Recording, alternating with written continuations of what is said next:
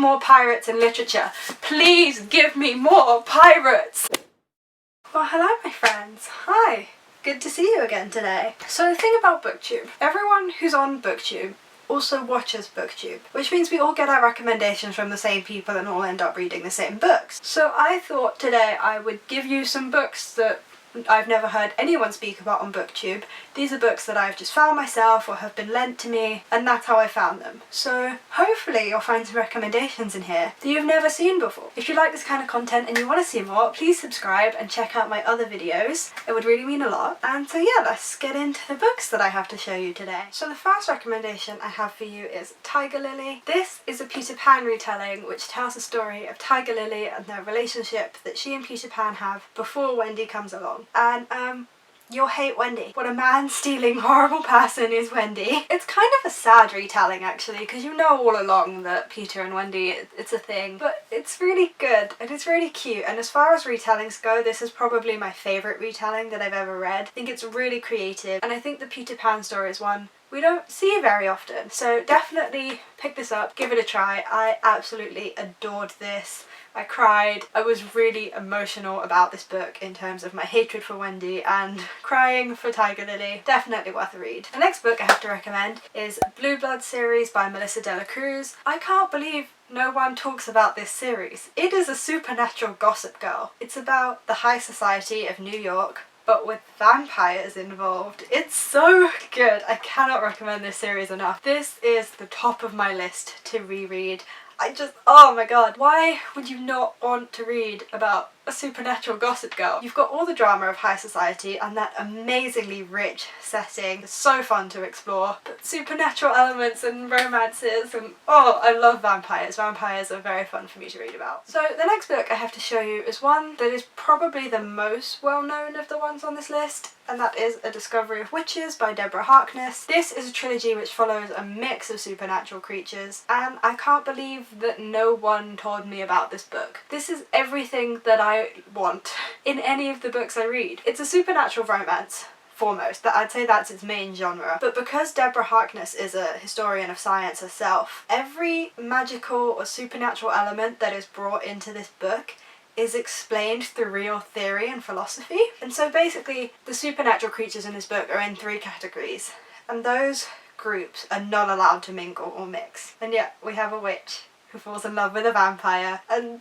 everything goes to hell. And the second book is kind of a historical romancy type thing, and oh, this is so good. It took me forever to pick this book up because I must say this cover kind of made me think it was going to be really bad, but it's so good and so clever and so factual. So definitely, if you're going to take a recommendation, let it be this one. So the next series I'm going to talk about is another one I'm very surprised hasn't been talked about because it seems like it should be huge, but I was recommended this by a friend and have never seen it anywhere online, and that is the Sweet Evil series. So in this series, the 7 deadly sins have children, and those children are not allowed to date or do anything fun or mix or anything like that. They're only allowed to do their parents' bidding, and if they mix or hook up or anything like that, then their parents will kill them. Being a child of one of the 7 deadly sins does not sound fun. Alas, we have the daughter of addiction and the son of lust meeting, and you can imagine where that goes. So this is a really good series. I read it all in like a week.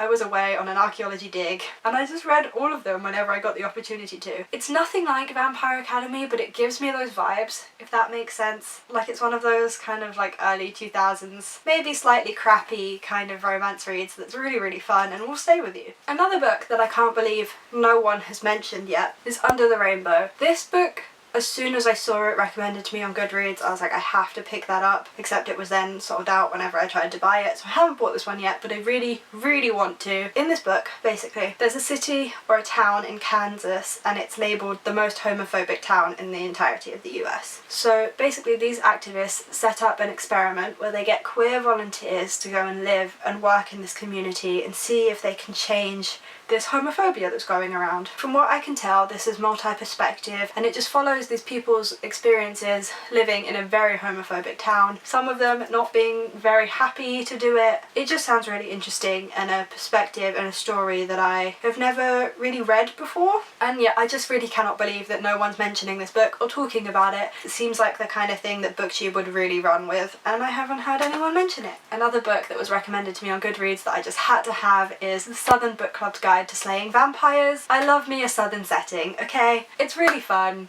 Unpopular opinion, I adore country music, so a southern setting is it for me. And basically in this book, these women are part of a true crime book club and they spend all their time trying to like figure out these crimes and talking about the FBI and cases, etc, etc. But outside of this book club, their lives are very, I don't want to say subpar, that sounds judgmental, but they find them not very fulfilling. And so when this new guy moves into town, they're very suspicious of him, and they kind of decide to turn him into a case and try and figure out this case. And I'm guessing by the title he turns out to be a vampire. I really want to read this. It sounds really fun. Again, not the kind of thing I would normally read, but I just saw that title and as soon as I knew it was a southern setting and about a book club, it just seemed like it had all the elements I would really enjoy. So now I'm going to talk about the book that is the very, very, very, very, very top of my TBR, and I cannot get a hold of this book. It is driving me mad. Book Depository, please put it back in stock because I need this book. So anyway, this is called The Bone Witch,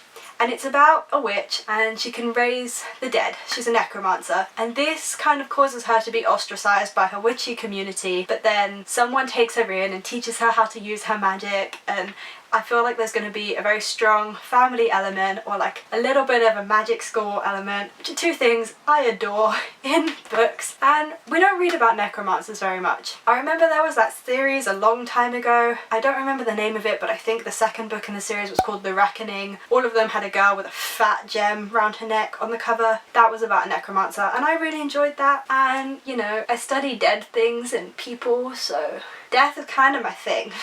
Okay, so the first day that bookshops opened in the UK, I went to my local one because I couldn't do it anymore. I needed a book. And I found this gem. So this is called These Rebel Waves. And do you know why this is the most exciting find I've ever found? It's a high fantasy that involves pirates. I love pirates. If I could be anything in the world, I would be a pirate. Like if I could just drop my job and go be a pirate, I would. But like a Pirates of the Caribbean pirate, not what I'm sure a modern day pirate is. And so when I saw this had pirates in it, it was an insta buy for me. As far as I can tell, this follows three perspectives. We have a witch, a pirate, and a prince who's a bit of a heretic, and it's about them going on a journey or some kind of adventure to find something or someone that was kidnapped / stolen. I must say the blurb wasn't very enlightening, but I just saw pirate and I had to have it. We need more pirates in literature. Please give me more pirates! And finally, I'm going to mention a non-fiction book that absolutely everyone should read. And no, it is not Sapiens, because I know you're all sick of hearing about that book. Even though it's amazing, even I'm sick of hearing about it. No, this is much more fun. This is Elephants on Acid. This is a really great introduction to the popular science genre. It's really short and it's basically a collection of different crazy science experiments that have gone on throughout history, like putting elephants on acid. These are obviously not very ethical experiments, otherwise it wouldn't make for a very entertaining read. But it's definitely interesting to see how science and ethics have come along, and it's just really, really fun. I just remember having a really great time whilst I read this, and as I said, it's just a really great introduction to the popular science genre, getting a basic understanding of some crazy things that science has done and what comes under science. It's definitely worth a try if you want a non-fiction that's actually fun to read and you can just fly through. I guess it's kind of one of those non-fictions where, will you ever need this information ever again? Probably not, but that's the fun of it. And so those are some book recommendations that I have never seen mentioned on BookTube. And to be honest, I don't think they have been. Not to be a little bit arrogant here, but I think I might be the first one. Please don't disprove that down in the comments. Let me believe I'm the first one. Thank you. Do let me know if you've read any of these or if you're going to pick any of these up. I would love to know that this video has been helpful in some way. Please subscribe if you want to see more book content. It really helps me know what you guys like to see, and definitely check out my other videos. Thank you for watching. Again, I hope you enjoyed, and I will see you in my next video. Bye!